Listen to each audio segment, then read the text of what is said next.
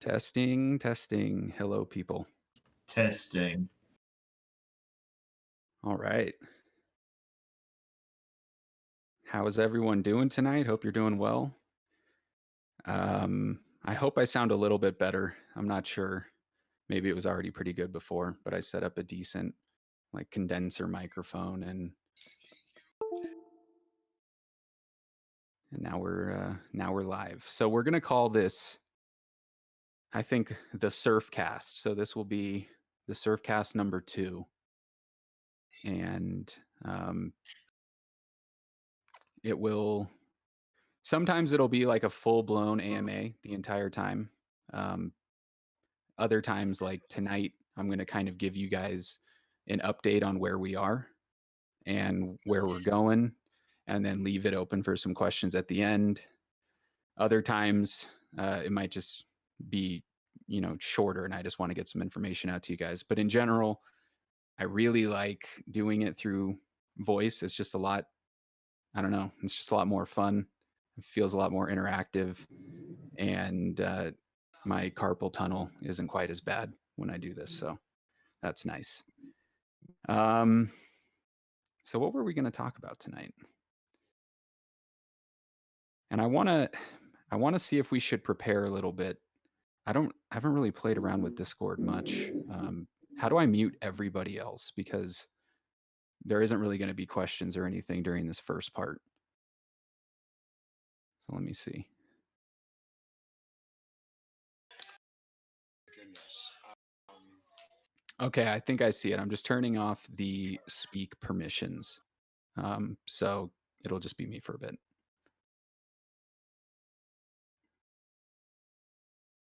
Okay. Hopefully that works. Correct.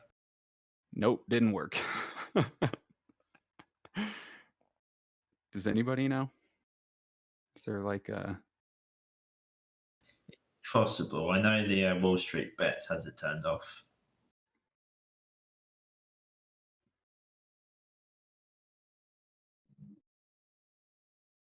All right, well, we'll see how we do for a bit. Hopefully there won't be toilets flushing and things like that in the background. All right, so I'm going to pop up to the announcements and see what I promised you guys tonight. All right, so I said I will be covering the following topics: Surf Stacker Lite, the Surf Launchpad, the first project to launch through the Surf Launchpad, and Whirlpool loans. And there's probably even a little bit more because there's some stuff kind of floating around that we're brainstorming right now when it comes to sushi. And I'll just kind of tell you guys up front, behind the scenes, we're pretty bullish on sushi as a whole and trying to partner up with them. There's, I don't know, I'm hesitant with all this Uni V3 stuff, but then at the same time, I kind of like the idea that Uni V3 might really help with the layer 1 gas fees. So we might end up being okay if we did stick around and not really worried about the layer 2 stuff right now. So that's kind of in the back of our heads. We're like thinking of specific things that we can bring to sushi, that we can propose to them that would be, great additions to their ecosystem or their, DApp suite, if you want to call it that. And I don't know if you guys have seen, but other projects like BAO, have absolutely exploded since getting kind of an official endorsement / partnership with them. And like, they don't even really have a product. That's like a one-man team that I'm not even sure can build the product that he's promised. Maybe the sushi team can come in and help, but like we wouldn't really have that issue with our team. We have just some awesome Solidity developers behind the scenes, and I kind of want to start with that actually. So we have Pep that is just cranking out awesome things. Atlantis Core is something that lets you execute different functions within the Surf ecosystem that basically pay out rewards to all the other holders of a specific token. So there's like a function to pay out the Whirlpool manager. There's a function to collect, I think, harpoon rewards. There's a function to pay out all the surfboard holders for any surf that they've collected from the whirlpool manager, and each of those are basically gamified, where you actually get a surf reward for being the person to execute that. So if you kind of think about these systems and how much different they have to be on a decentralized system like Ethereum, um, you need a way to make sure that everything isn't linked to me, for example, right? Like, we shouldn't create a function that only I, as the admin or the dev, can call in order for all of those rewards to get released to people, because if something ever happens to me, then the system is effectively broken, and no one's going to get paid anymore, and there's going to be a lot of angry people. So instead, you kind of want to open them up, which is what we've done, but then you need to incentivize people to want to do that, especially in the days of, $400 per transaction with gas, like today, where it's just absolutely insane. You got Ethereum right around the all-time high. You have gas at the highest levels of it's ever been. And a lot of people are paralyzed right now on Ethereum, not really able to do anything. Um, but so you need to be able to still kind of get your rewards out to everybody. And the Atlantis core allows that to happen in a really cool kind of competitive way. So that's something from PEP, and then also the harpoon, which basically allows us to farm with liquidity tokens for other farms, and all of the yield, all the earnings that we're getting back from that, we basically can then just turn around and dump it into Surf, where we'll swap that over to Surf, which brings buying pressure to Surf, and then all of those rewards can get paid out to everybody in the whirlpool, making the whirlpool staking more attractive, which makes our liquidity higher, which gets us higher on charts, which makes it just more attractive to whales, all sorts of benefits. So it ends up being just a really nice system all the way around. And that's huge, because when I've been like designing this out since September of last year, I didn't really think about anything like the whirlpool right off the bat. So the fact that Pep was around and was able to start working on that right away is pretty amazing, because so many things are going to be coming together over the next 2 months, guys. So it's probably going to blow your mind at just how well I think all of this is going to end up working together.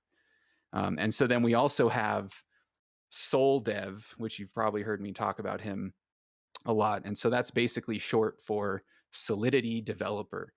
And I just love the fact that it's such a simple name, and it's like trying to sum him up in a way that it's not selling him to nearly to the degree that I think he probably should be. It should be like rock star soul dev, because I mean he truly is just on another planet when it comes to a lot of this development, especially with Solidity.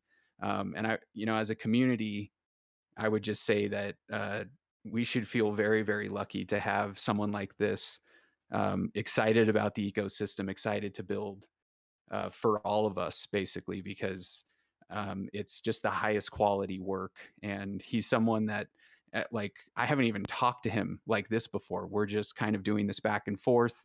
He lives on the other side of the planet.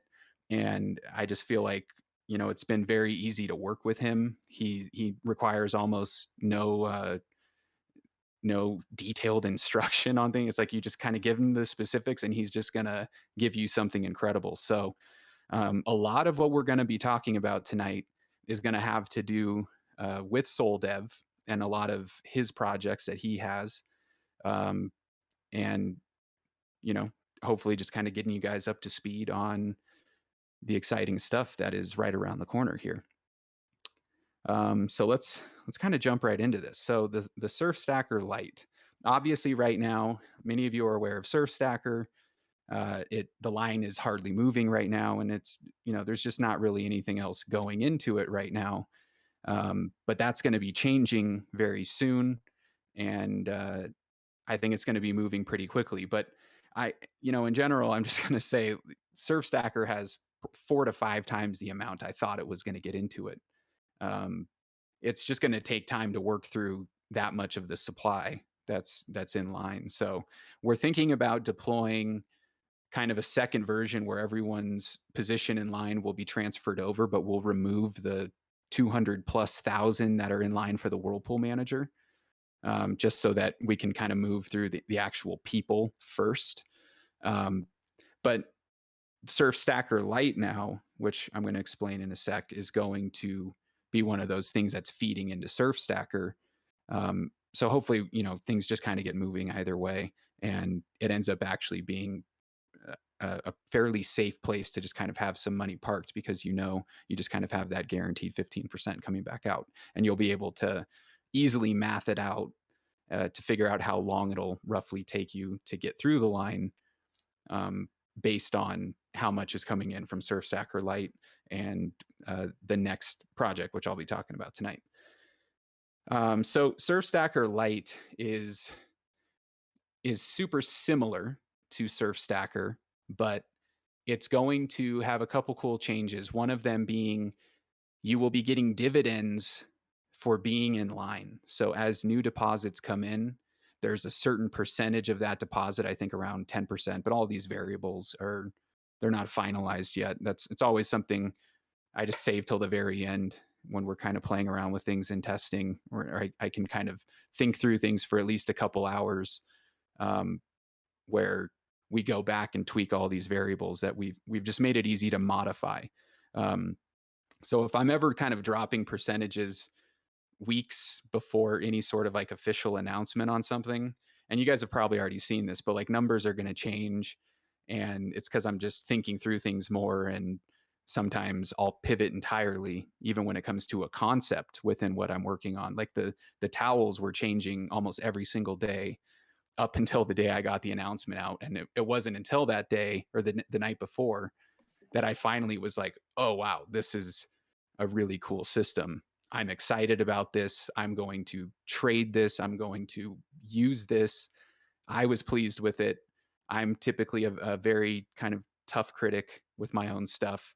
So once I got to that point, I'm like, cool, this is what I'm ready to kind of show the public and release to the wild. So with Surf Stacker Lite, we have all sorts of variables that haven't been set in stone yet. The overall idea is that you're going to be getting dividends while waiting in line. The total amount that you can deposit will be lower, so because we're going to try to encourage kind of quick move throughs, and then also every a portion of every deposit is going to be buying S3D for Surf Stacker Lite, the contract itself. So that means Surf Stacker Lite will be earning its own Surf dividends to help continue to keep that moving forward. And then that will be feeding into Surf Stacker, which then also feeds into Surf 3D all the way down to the Whirlpool through the Whirlpool manager contract. So all sorts of kind of trickle down effects that it's actually more of like it's truly like a whirlpool. It's more of a swirl, right? It's not like a top to bottom trickle down. Everything benefits from all of these kind of new additions that we're making. And that's personally what I'm just very excited about, because knowing kind of the next three things that are coming and how they're going to fill in kind of these remaining big holes in the ecosystem, I feel like we really will have a self-sustaining ecosystem that will just keep spinning, especially because we have things like Atlantis Core that are going to reward people for keeping it all spinning. So that was a kind of a quick rundown of Surf Stacker Lite. And I'm sure, you guys probably have a bajillion questions about that. This is basically done. We can probably get this out before the 14th. I mean, we might try. More than anything, I'm just trying to make sure that we are good to go with the towel on the beach. So I'm not really thinking about rushing Surf Stacker Lite out, but it can probably come right around the time that the beach is coming out. So there could be quite a bit of momentum with some releases at the same time there. And so let's kind of get into the Surf Launchpad now. So Surf Stacker Lite is a surf ecosystem dApp, right? It sticks with the theme, it sticks with the overall branding, it has surf in the name, like it's obviously a surf ecosystem dApp. So the Surf Launchpad is going to be for dApps that probably don't have any sort of thematic link to the surf ecosystem. We're not trying to like put surf in the name. Um, there might not be any obvious connection to surf outside of people knowing the fact that a new app might be coming from the Surf Launchpad. But just think of this more as we are kind of a venture capital community that has some talent amongst us that can basically help developers grow their project through our community and through our own developer talent that can audit and provide ideas and help get some of the coolest ideas out, especially if we can get some quality talent. So the Surf Launchpad at I'll just say this right now, the only person I could even think of that would qualify for the Surf Launchpad is SoulDev. So he's building stuff for us. Uh, he's working on actual surf contracts. He's doing the beach. Um, he's also this prolific developer that has a whole bunch of other projects under his belt, but more than anything, he just loves to build. So the idea of setting up a Discord and a Telegram and managing the community and all the help desk stuff, and I totally get it because now that I've kind of had to go through that the last few months with all of this, um, it's it really slows down any momentum you have when it comes to actually building things, and that's not necessarily a bad thing. But I think for someone like SoulDev, who is just such a master at building, um, I think he wants to just stay right in his element with that. And to me, I get it. And it ends up being a perfect fit for what we can offer through something like the Surf Launchpad. So the underlying idea would be any developer that fits with the surf culture and just is hopefully invested already in some way so that they're essentially investing in themselves by bringing their project to us. Um, if they fit well with our community and they're competent quality developers, and like I said, there's just very few people at this point that I would say fit all of this criteria to the point where we would want to offer this to them. But I am expecting other people to step forward in the future, but it's really going to come down to it'll just be obvious that there's someone that is in the community that is kind of a one man development show, maybe a two-man development show. Um, and they're like, hey, we don't want to have to manage the community. We want a category in your Discord where we can have our own little help desk channel and our own general channel, but your community is our community is your community. And then behind the scenes, they have to give up half of the proceeds to the surf ecosystem in some way. And I think that we should kind of leave it up to them to figure out where they want uh, to send those half to the surf ecosystem. Because some might want to send it directly to Whirlpool holders, some might want to do something just for SurfGov holders, and that's totally fine. I think any developer that's coming into our ecosystem and wants to build for us, like you know we're not going to bite the hand that's feeding us. We're just going to let it keep feeding us however they decide to do that. And I think if we can get enough people, enough developers that recognize like they can literally launch a career through our community and working directly with us, and we know that they're just great additions to the community and that they're building really quality stuff, then we would want to help them launch projects through this. And also, we have uh, a cut of the swell. So I'm not really going to go into detail with the swell again, but it's going to be that sort of decentralized surf faucet that we as a community will be able to vote how to divvy it up amongst different devs, different content creators. The beach is getting a huge chunk of it. There will be kind of a DAP of the day, DAP of the week, that I think 25% will be going to. Some will go to Atlantis Core to kind of keep funding all of those tasks. So it's a really cool system that's going to come from that. And right off the bat, we're going to be giving 10% to these devs. So 5% would be going to Pep, 5% would be going to Soul Dev, just so that they, continue to kind of have the motivation to finish the things that they're working on and hopefully continue on with us as a community. And I think it's just a mutually beneficial thing that will work out for all of us. Nice. Oh, I'm so sorry. And so, yeah, the Surf Launchpad. So here's basically what's going on. Soul Dev has a bunch of projects that are completely done. They've been done before, he was ever even roped into Surf.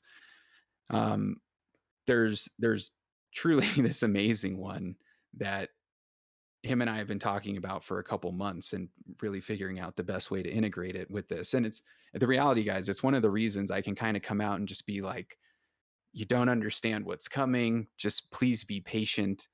Like, just monitor my own holdings. Like, I'm not going anywhere. I keep adding to my stack when I can. So, why do I keep doing that? And I haven't been able to like fully drop these things because, this isn't my project and I've needed to sort things out with him.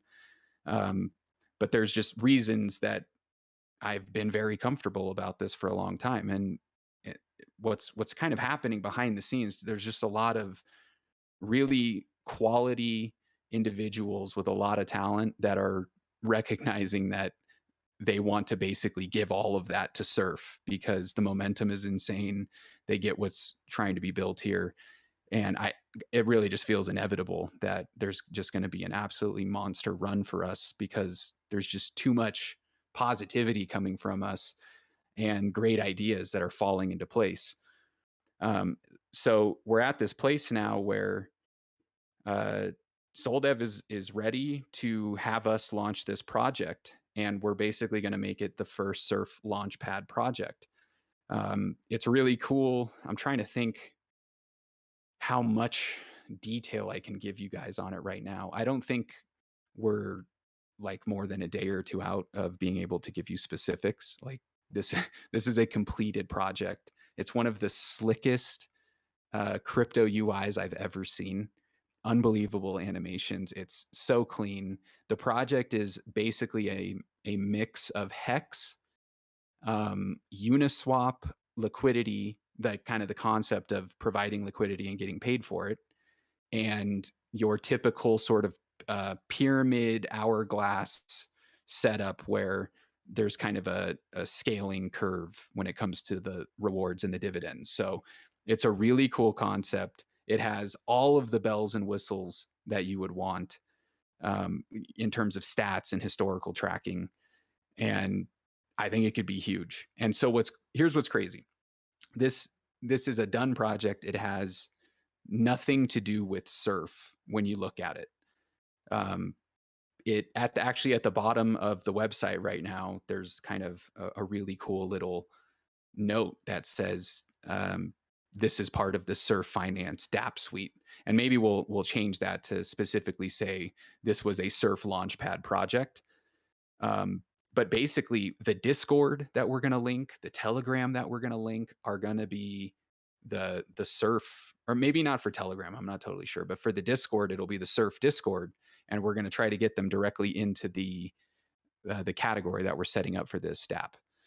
So honestly, I think that this alone could be like a pretty massive project, and especially when there's a community like us that is just around to promote this, tell their friends about it. It's not you even going out and saying, "Oh, check out this new project coming on Surf." Like, this is just a brand new hot token that's coming. And then under the hood, there's a developer fee, and half of that developer fee is going to this awesome contract that SolDev wrote that he's calling Re-Stacker. So RE Stacker. And within it, basically half of the dev fee from this project is going into Restacker. It's going to use it to buy S3D, to buy Surf, and it's just going to continue to move those rewards through both Surfstacker Lite and Surfstacker. So if you kind of think about, kind of how much Ethereum some of these projects have been raising right off the bat when they launch. It can be thousands or tens of thousands of Ethereum. This is one of those projects that, like, there's a lot of people that have been asking for, like, bring some of these older sorts of dApps back, these older concepts that were really fun, like hot potatoes or uh, different sorts of pyramids. Like, at the end of the day, the surf ecosystem at this point is, it's positive sum. If you really look at it, there's so many ways to make money, and it's because there's this fee that's left over from people exiting the ecosystem. So as long as you stick around, you can basically sort out when you're going to be above water and have all of your fees that you might have paid back, or be able to cover the exit fee. um, and so sorry, that made me lose my train of thought a little bit there.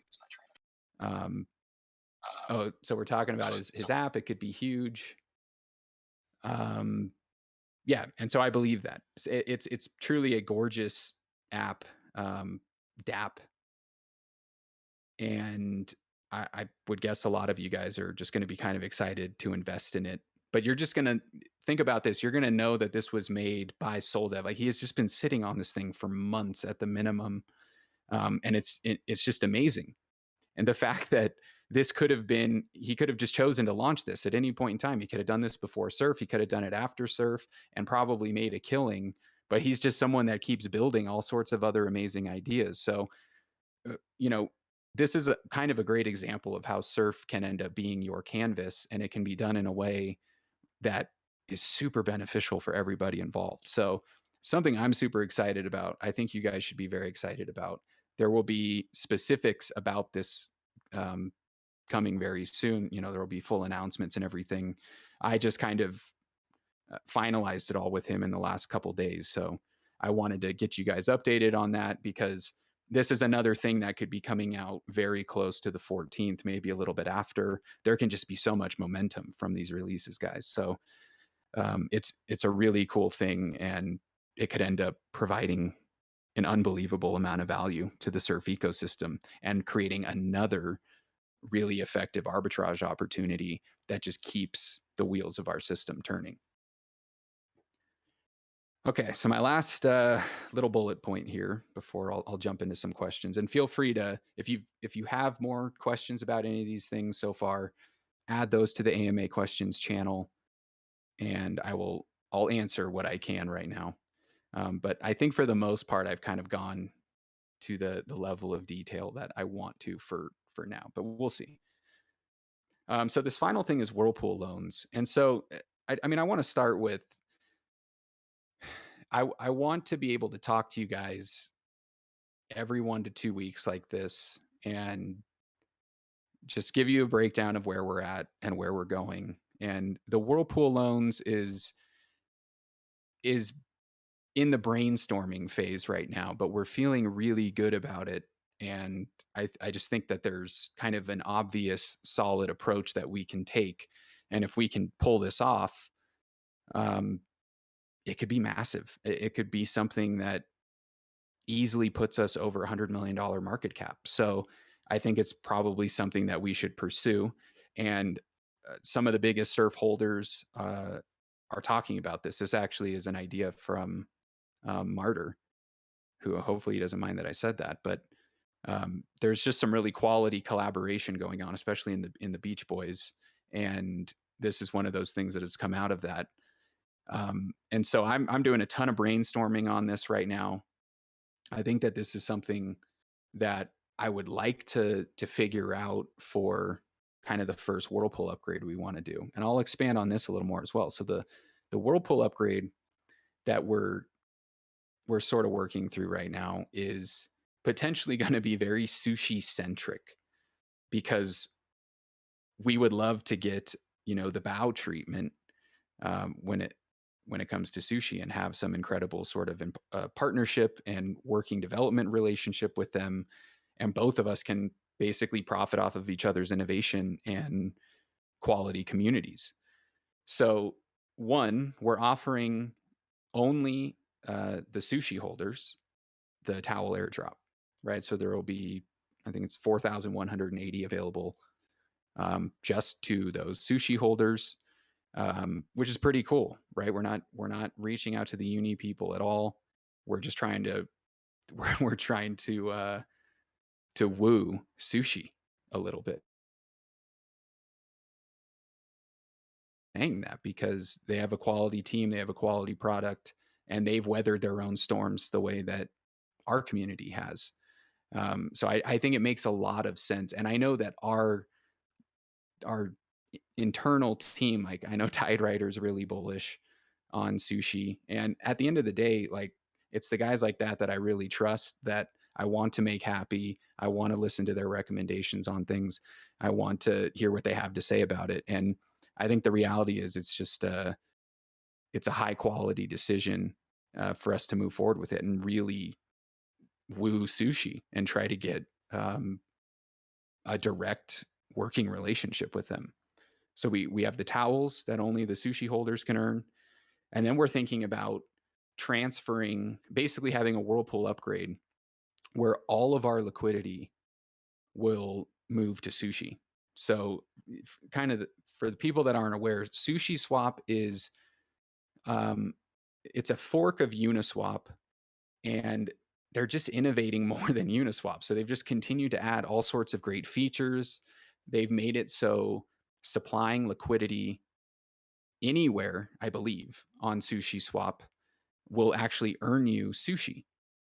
So this is kind of a cool concept if you think about the whirlpool. We can make it so you're staking the same LP tokens that you are today, or the same amount. It's just they would be on sushi instead. And so they would be called SLPs, for sushi liquidity provider or liquidity pool token, instead of LP. So sushi just kind of added the S to make theirs unique from the uni ones, because there was kind of a lot of confusion with that at the beginning. So sushi will actually allow us to stake our LP tokens in the whirlpool the same way that we are now, but because all of our liquidity is staked on Sushi Swap, the whirlpool then is now earning sushi, which we get to pay out to everybody. So there's extra rewards just by making that switch. I don't know how massive that would actually be, but it could be like enough to cover gas or something, which is kind of a big deal right now. And if sushi sees that we are bringing our $5 to $6 million in liquidity, or maybe it's going to be a lot more by the time any of this comes to fruition, um, that's a lot of liquidity. That's potentially $10 million+ transferring over to their platform. That's article worthy. That's going to get some YouTubers' attention. That's going to get us on different charts. We're going to trend. We're going to be talked about. It's just a very bullish thing all the way around. So that's kind of where my head's at when it comes to a whirlpool upgrade. And then there's also the idea that you can tap into the liquidity. So this is something that isn't possible with our current whirlpool. And in general, um, I want to stay pretty far away from things that could be considered dangerous to the liquidity. Um, and so there's just certain things where, like, if you've heard about different systems that are getting flash loan attacks and all that, like I want Surf to just be very, very far away from that stuff. I want people to sleep very easily every night and not, wake up in a panic thinking, are we going to get flash loaned and drained and all this excitement and everything is just gone? Like that's the last thing I want. So there's a number of ideas when it comes to like investing the liquidity, but I'm thinking through them, and in general, I'm kind of just letting you guys know, but I'm not going to rush into anything like that. And I'd probably make it like an opt-in system where you kind of understand the risks of being involved in like an upgraded whirlpool that might have an investment strategy with the liquidity. But there's actually probably people like Martyr that are much more knowledgeable than me when it comes to our options there. And I'm getting lots of great feedback and info dumps from really smart guys. So there's a lot to be thankful for when it comes to that, because we just have a great community and so many people are chipping in their own way. And I think it's going to really work out for all of us. And it already has. I mean, it's so cool that we're just at 60 cents now. Like we were just hanging out at 23 to 30 for the longest time. And I think most people kind of gave up on the idea that we might actually be a real token that can work out. But man, I just never had any doubt because I know how much I've been sitting on, and it's just kind of coordinating it all. It's getting all these people um, up to speed on everything, and so that their talents can actually be utilized. And I think we're just moving right along right now, and it's really exciting. So it's going to be an exciting month, guys. The sky is the limit, just based on how crazy the valuations of some of these other tokens are, and they're not going to have half of the ecosystem that we'll have over the coming months. So um, yeah, I'm personally really excited. And if you feel like you can offer something, if you have input, if you have insight, if you have ideas, if there's other projects that you think, I mean, when it comes to like shilling other projects, the reality is I think most people are they're gonna know when it's just kind of a cheap shill. You know, you just coming in and it's like, obviously you have a bag of this token and you're just trying to get us to come buy your bag. Like there's a difference between doing that and actually bringing quality information, possibly a presentation, a quick PDF overview. Here's how we would invest as a community. Here's numbers you would recommend. Here's returns that we can expect. I would love things like that because that's going to be one of our biggest strategies moving forward. And I tried to look at some of the AMA questions beforehand so I could kind of prepare a little bit in my head. And I think there was a question in there about what we might be doing along those lines. So I'll wait for the question for that. But um, yeah, I mean, I think I'm kind of done talking about some of this stuff now. So maybe it makes sense to jump over to the questions here. Hope you guys are all doing great tonight. I feel like this might be a bigger crowd than the first one. I don't know. What do you guys think?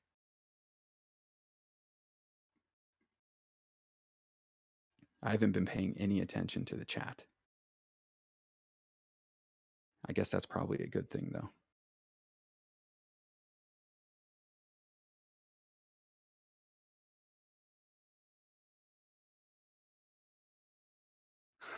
Okay. Read through a little bit of general there. You guys are wild. All right. So the AMA questions.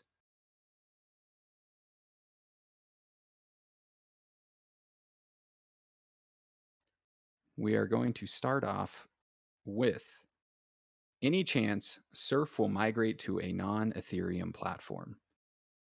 I would say, yeah, there's a definite chance. I'm just not somebody that's going to be like 100% no or 100% yes.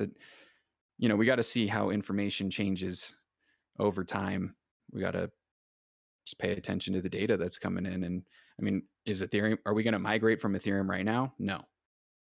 But I'm open to there being better technology or whatever that the goal with any of that, by the way, if we were to do a migration, would be to make sure that everybody is made completely whole through a migration. There wouldn't be any sort of situation where like you got completely screwed, like if you weren't paying attention or something. I would always try to avoid that. So hopefully it's not like something you're worried about. If we have to do it, we'll make sure that it will, as the community or system, we're just literally switching over and we'll figure out a way to get the liquidity over there. That, in my opinion, is the challenge right now. You got to figure out how you can get something like $5 to $6 million in liquidity at the minimum, because it's probably going to be a lot more pretty soon, over to another system trustlessly. So I'm not really aware of a great solution for that right now, but I'm sure a lot of them are being worked on and are going to be coming soon. So hey, if there's a better option for us, especially towards the end of this year, and the fees on Ethereum are just still outrageous, then we might not really have a choice, because we want everything in the ecosystem to stay active, and it might be ground to a halt, and we don't want that. Okay. Due to gas fees being so high, are concepts similar to shadow staking being talked about, worked on by the development team? Man, I've never even heard of shadow staking. But I've also like not paid attention to anything outside of Surf for about 5 months, 4 months. So if that's like a brand new term, that would make sense. But that's just a new term to me. Maybe someone in general Someone tell me what shadow staking is. 3, 2. Oh, Forehead Fish is typing. I got you, Chief. It's going to be some made up definition, huh? It's going to be something ridiculous that I won't be able to read out loud. You stake stuff without a transaction. Yeah, it's like inside your wallet. Okay. Okay. I'm trying to think how that something like you could probably have something like that coming off of the whirlpool. Like we could potentially make the I'll have to look into it. Tide Rider's telling me that Space Swap is doing shadow staking. I don't know. I'd have to see how it would integrate with our own system. It's not something I've thought about at all, and I'm not really afraid to tell you when I'm lacking knowledge on something. So I just got to dig into it and see what's going on. But I mean, it looks like your overall question is, what are you doing about high gas fees? I mean, there's just very little I can do right now. Everyone on Ethereum is affected the same way. It's not ideal. All sorts of solutions are being worked on. I just think the worst thing we can do is rush into any major decision that we might regret. So I would say there's not some like obvious clear winner right now. There's some that look like they might end up being the winner, but I think it probably makes more sense to actually see that they are first. And then moving forward, I mean, I'm just always going to be as mindful as possible about trying to create gas savings and stuff in the contract. And so that's actually kind of an interesting thing too. If you think about Solidity development, um, it's complex, and I would say in general, especially when you're dealing with money, like you should try to make the code as readable as possible, just simple, clean, um, very explicit, and probably with comments or whatever, especially if there's going to be a bunch of other people that might be reading through it for the trickier stuff. But um, it can be pretty complicated, and a lot of the times that's not. It basically costs more gas, right? So when you're super explicit, right, like that, you're going to have more operations, which is more gas, which is more fees, and it's just not great. But so there's kind of a trade-off that just has to happen with that. I'm personally not that interested in releasing what I would call clever code, where it's like code golf. You're trying to get your functions and everything as small as you possibly can, where it's basically impossible for someone to decipher what you were trying to do. Where it's like, hey, that might be great for gas savings, but now it's kind of a black box. It's not easy for people to figure out what's going on. It potentially um, just feels scammy, right? So there's kind of a trade-off that has to happen there. But in general, I think both Soldev and myself, and I'm sure Pep is as well, we're always trying to figure out what the correct balance is with things like that, because you want people to be able to just read through your contract and figure out what's happening. And the code is king. I want people to always be able to look at a surf contract and know they don't have to trust me. They can just trust the code. But then also, of course, we don't want people to have to pay $400 to claim something, right? So there's always that trade-off, and we'll do our best to find that balance. Establish itself as a great project, and in my opinion, it is in the process of maturity. I would agree. How do you plan to raise your price? Although all of its dApps are made so that users generate passive income in the short medium term, this in long periods of time will only cause the prices to continue falling. This is just my opinion, but I would like the main team to give me their opinion. Thanks, man. So, I mean, I would say that I don't really think our dApps are meant for short or medium term income. I think that they're long term income. Like, even if you look at like the Harpoon on its own, we would be investing into protocols that they might not be giving us as large of a return as some of the other ones, but they're going to be super low risk. And the whole point is kind of to have a very long-term approach with it. And then also, I mean, I guess this idea that like the price continues falling. I mean, we're up 100% this week. We're just kind of hanging out right now after a huge pop.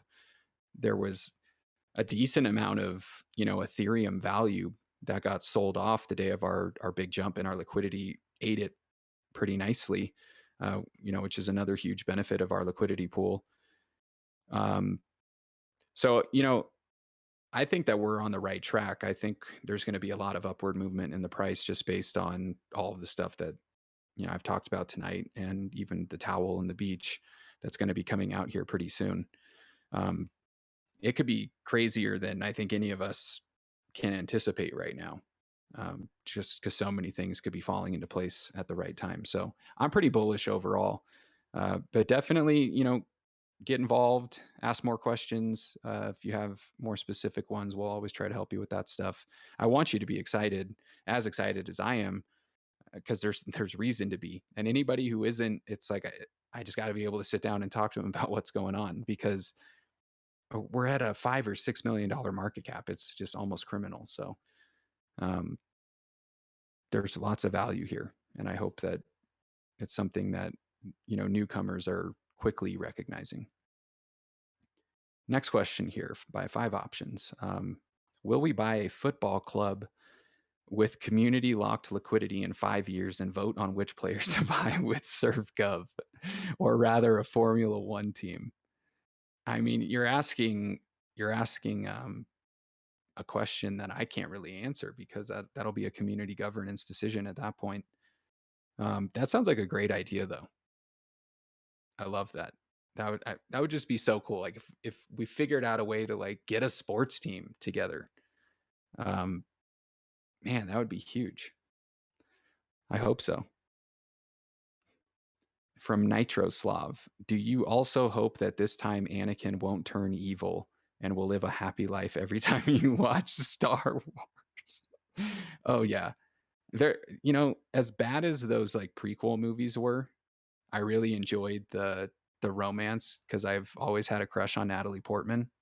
But I don't know, it got me every single time when Anakin just had to go to the dark side and then lose his legs or whatever happens in the lava. Why does he got to do that? It just doesn't seem like a smart play. He just seems like a smart guy, and that wasn't a smart play. Forehead Fish says, how big is your PP? My PayPal balance is basically 0 now. I stick entirely in crypto.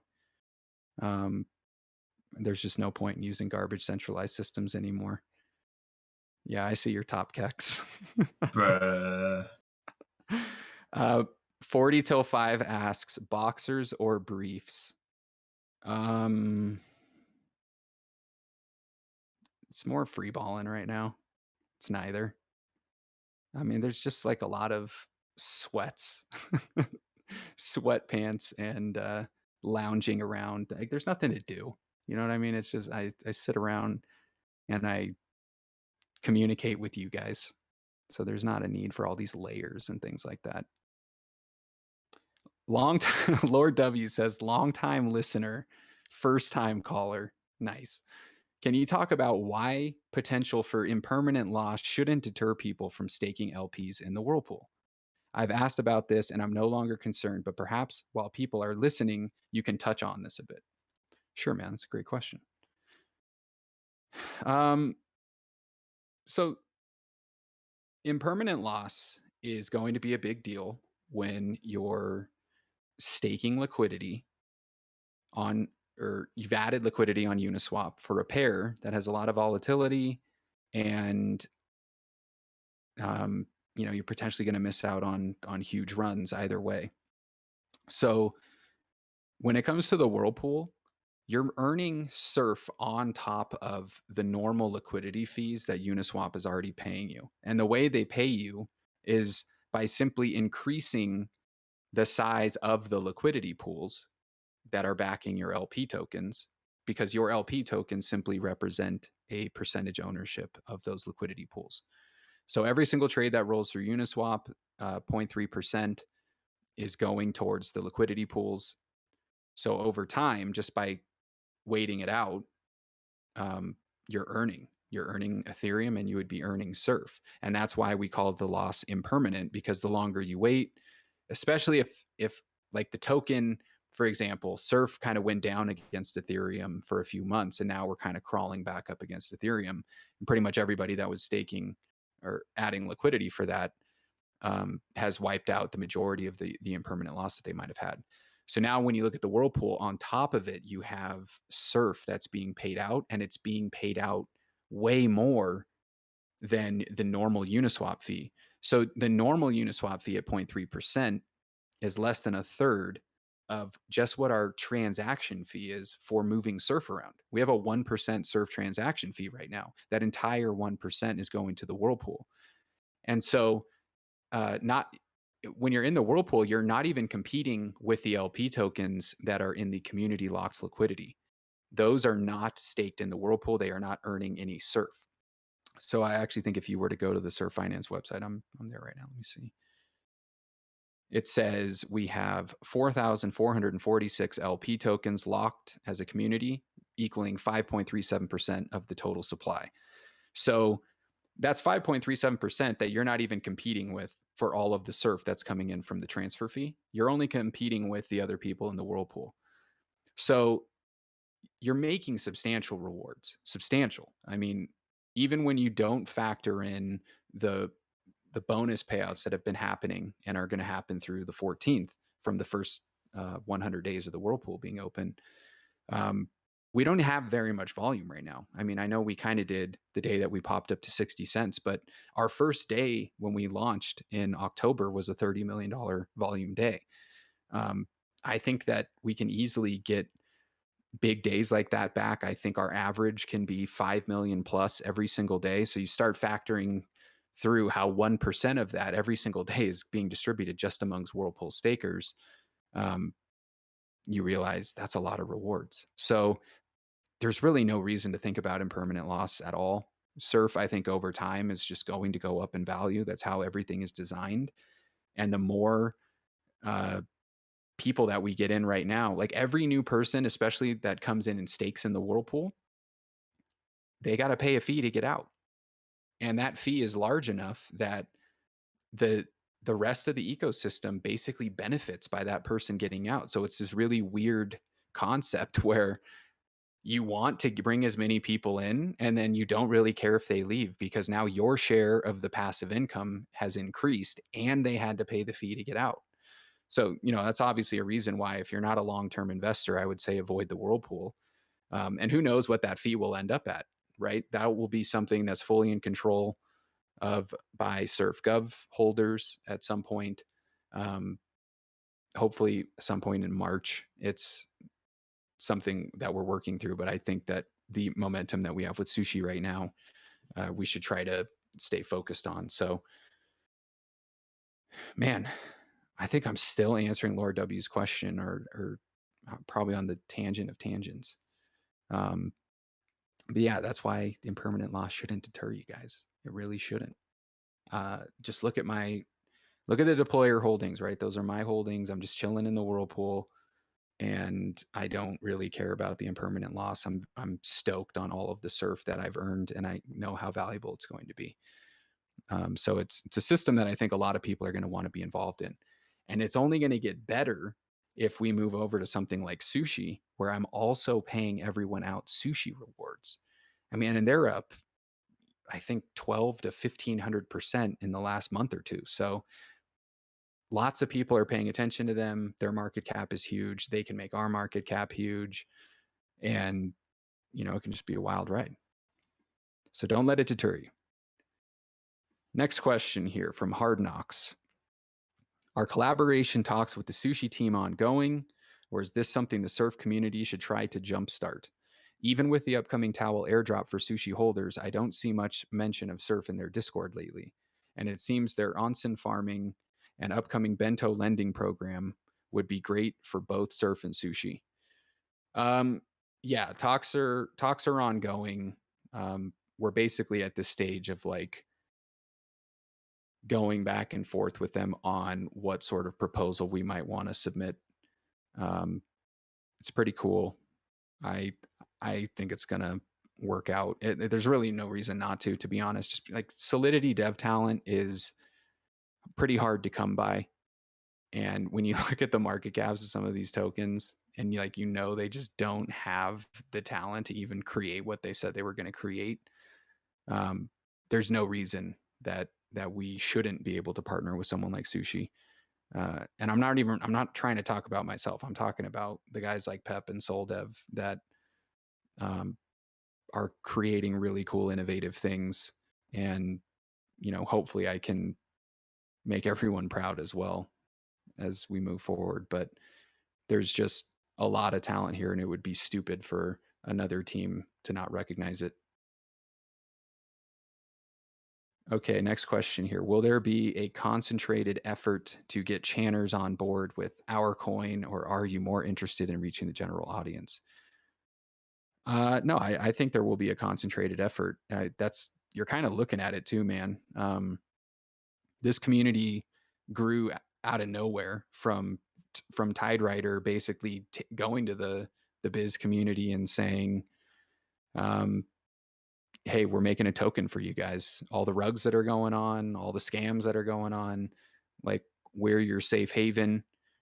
And I think that we've followed through on that. And I think that everybody who trusted us and stuck around and was patient with us is going to be very handsomely rewarded as we move forward. So it definitely makes sense to continue to focus on getting them on board, because I mean, those are just the type of people that I want to help, uh, like, rescue from that really negative cycle of trying to just degen into all these different projects and chase a 10x or 100x or whatever it is, because you think your buddy did it. I mean, you don't really know what's going on with these other wallets. Like, if your friends haven't told you their addresses and stuff, they could just be BSing you about stuff. So I think there's a lot of people that get caught up in how much they might be missing out on, and they just start making really, really stupid decisions. And I think a lot of them are on biz. It's just plain and simple. So the idea that we can target them and try to grab their attention and help them break out of that negative loop and just sit and chill in the whirlpool. And hey, look, now you got some rewards, and now you can invest those surf rewards into these other dApps that we have. And hey, some of them are exciting, some of them are a little bit riskier, some of them uh, you can kind of min max and dig into the weeds of more, and really compete with people if that's your thing. Like, that's awesome. I think that there's plenty of guys that would love to see that, would love to be a part of this, would love to break out of that negative loop that they're stuck in, where you literally just get wrecked over and over, right? And then you just make a little bit more from your job, you move it through Coinbase, and then you just wreck yourself again. All the while you think your buddies are making like $500,000, and it's probably not actually happening. They're going through the same cycle. So Surf is trying to break all that up. That's my goal with it. And I think it's working, right? We have a lot of people that are recognizing there's less stress, there's less freaking out about the charts, there's less just panic and insomnia because you're worried about whatever shitcoin you invested in and you don't know if you can trust the devs. I mean, we just have to completely shut down that sort of thinking at this point. There's just no reason for it, guys. Let's stick with the safe bets, and don't let me get away with uh, not keeping things safe for you guys. You should always be making sure that code is getting released, and you can audit things and whatever before stuff launches. And if it looks like I'm trying to pull a fast one, like, call me out on that stuff. And you should be doing this with all of your other projects that you're invested in. At the end of the day, I mean, I hope no one's actually thinking that when it comes to us. It's really just not. It's not the point of what we're trying to do here. And I think these are small numbers, right? Like, let's get this massive. Let's all just be hanging out and having fun at a summit every quarter, and we're just trying to figure out what to do with our passive income that's coming in. Um, I just think it makes a lot of sense, and so that's what we're trying to build here first and foremost. People can hang out, collect their Whirlpool rewards, or really get involved in the ecosystem and try to min max their earnings. And we have a little bit for everybody. And hopefully, it's in an environment that people actually feel good about it and they trust what's going on. Okay, next question here is kind of a huge wall of text. Oh, okay, that's cool. So this is from Crypto Trader. I'm going to read his short version he left at the end. Do you plan to reimburse surf holders in any way for being loyal to surf through the bad times and through the times of historical gas fees? Yeah, I would say that's kind of what I'm trying to do with the towel. Um, the towels are going to have decent value. Obviously, you're going to have to spend some gas to claim them. Um, but just I I hopefully it's not going to be some huge gas war. And I just kind of want to let you guys know the ones that would have been around since the first for the snapshot for those towels. Everyone in the community for before that snapshot is basically going to be taken care of. We'll tap into the community towels if we need to. I actually think 2000 might cover everything that's going on. I don't think there's going to be like people missing out on the day of the launch when it comes to our surf community that has access to the 2000 that are set aside. But either way, you'll get a towel or multiple towels if you were eligible, but you weren't part of the first 2000. I just wanted to make sure I didn't like over um, deploy, I guess, towels for the surf community if they weren't all actually going to get claimed. So let's just kind of see how that plays out. But we have those community towels that we can tap into when it comes to the people that were in position at the time of the snapshot. Um, but so honestly, the towels are really trying to take care of the surf community, and then the vault the that the community has, right? Kind of this locked liquidity vault, or it's just our total assets, the assets that we have under management. They're going to be getting over a third of the initial supply of towels. So the community is going to, I think, benefit a lot from this. And that's me trying to come up with something, that directly rewards the people that stuck it out and were loyal. But at the end of the day, I don't control these fees.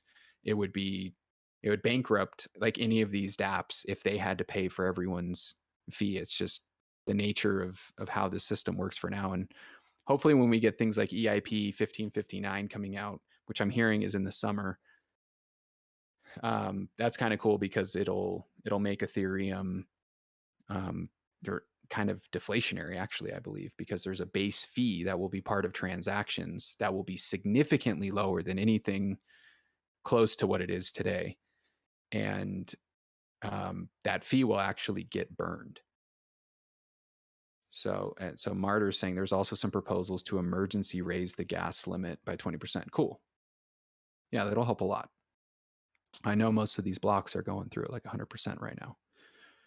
So yeah, I know, man. It's tough especially when there's it's pretty crazy that you literally, I would say, need to have like if you're being really smart about how you're investing with Ethereum and not eating into your profits, which are already very hard to obtain with all the rugs and scams and things that are going on.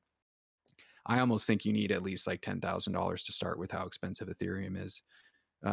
There's I just see it and I feel terrible when there's like a 50 surf buy that moves through Uniswap or a 50 surf sell. Like it just doesn't make any sense. To me, it's clearly people that have no clue that the transaction fee was more than the underlying asset that they were buying or selling, which just makes absolutely no sense. So it's painful to see that, and I really hope that something can change soon because it's going to turn a lot of people off to Ethereum that maybe they don't have a bunch of money right now, and so it's like not that big of a deal. But the point isn't to like take their money. The point is to just get people using the technology. Most of the things that we're involved in are going to be more on the degen side of things, and the reality is surf is trying to be the perfect blend of like attracting the degens with all our fun little dApps and things that we have, but they're actually, positive sum, and you're not just getting wrecked. All you have to do is be patient and hang out and like make some memes and stuff for the community and probably get a decent return. Um, or I have no idea what I was going to say, but hopefully that was a, a decent response there. I'm going to take a quick swig of water.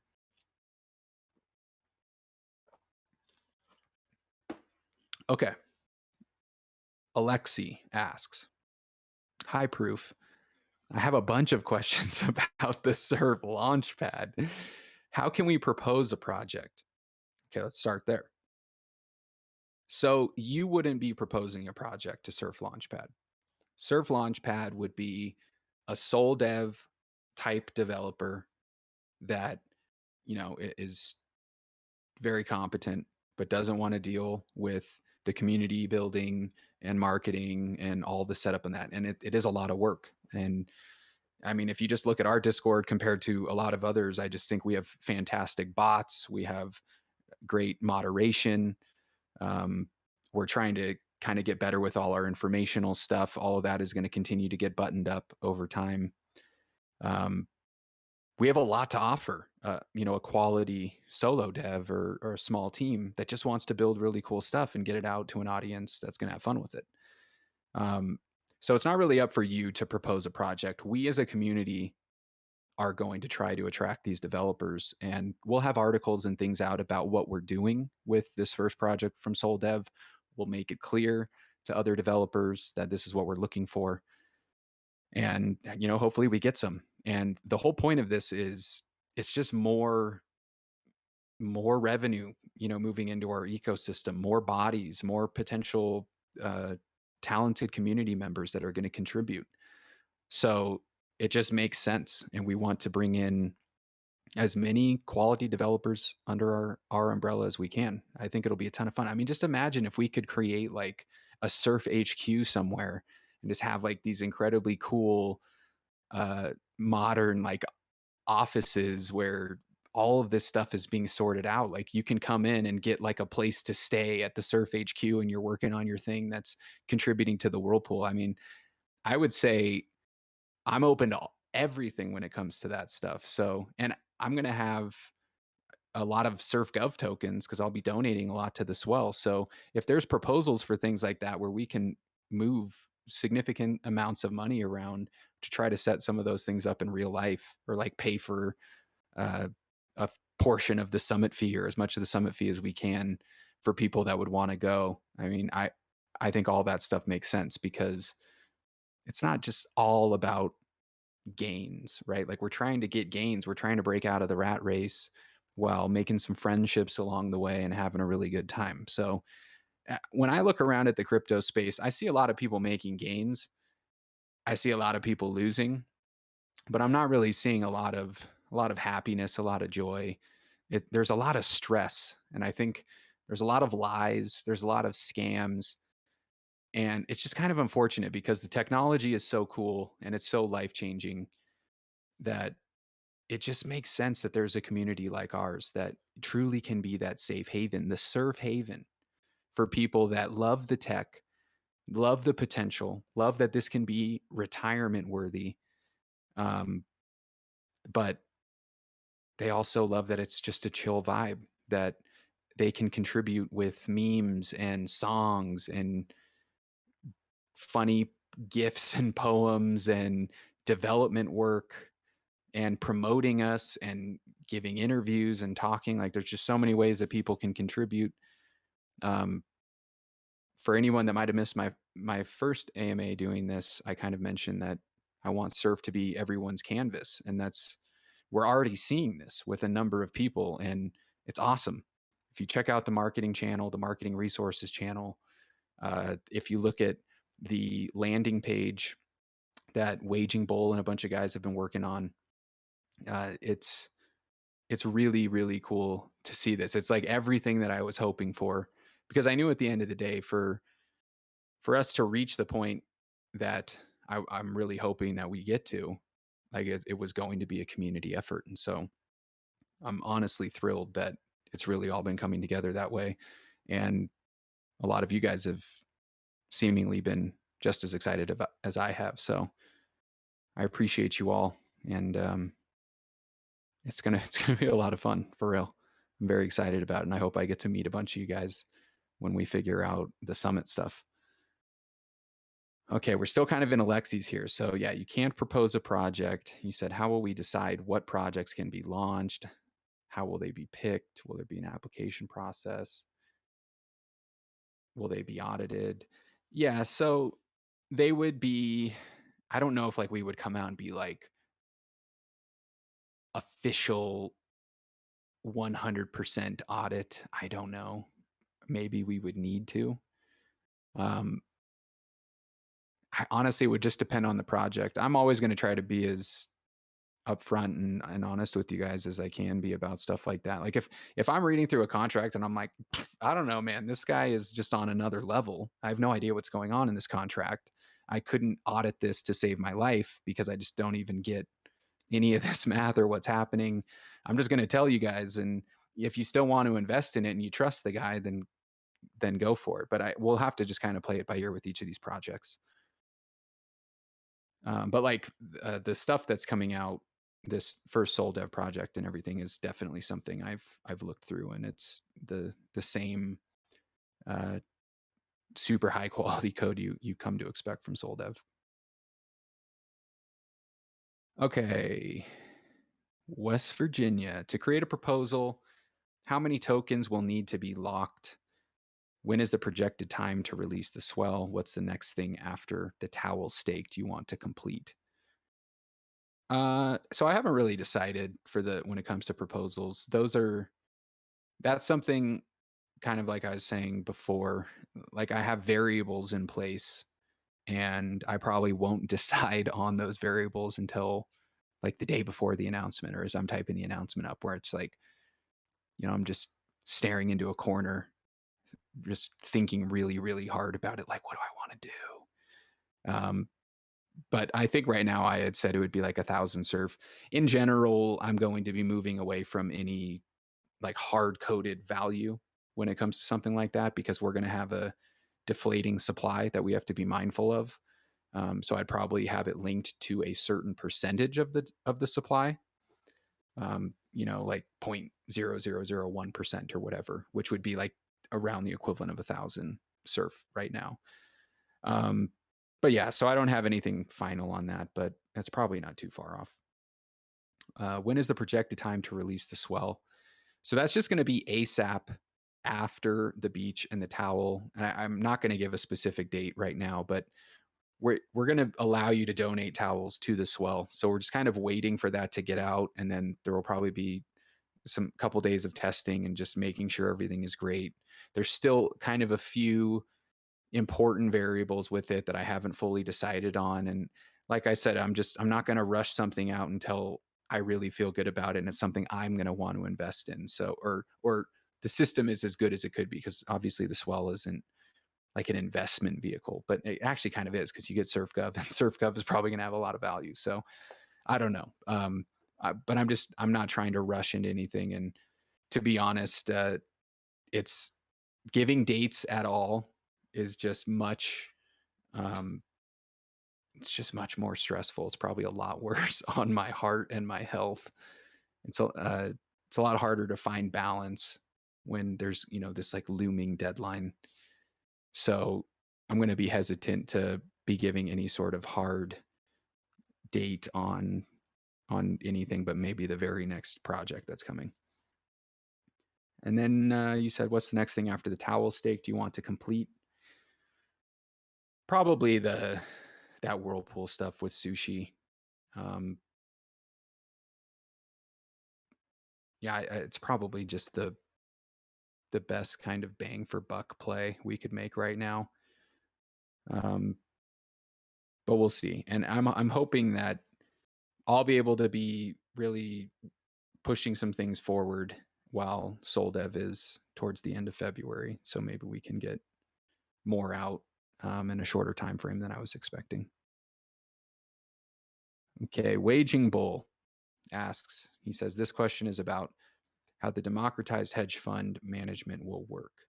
with the addition of the boardwalk and the swell, what mechanisms are in place to ensure the treasury will continue to grow and be used for the benefit of the entire ecosystem, and that its stewards are invested in the growth of the community and will act in the best interest of those with less governing power?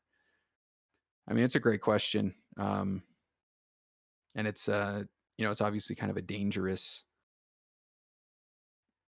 topic, right? It's something that we have to be very mindful of as we're making these decisions, because we don't want people to come in and screw this up for everybody, because that would just suck, right? Like this is going places, and we want to make sure that we're leaning towards safety always, because it's the patient approach, and we just know that the gains are going to come.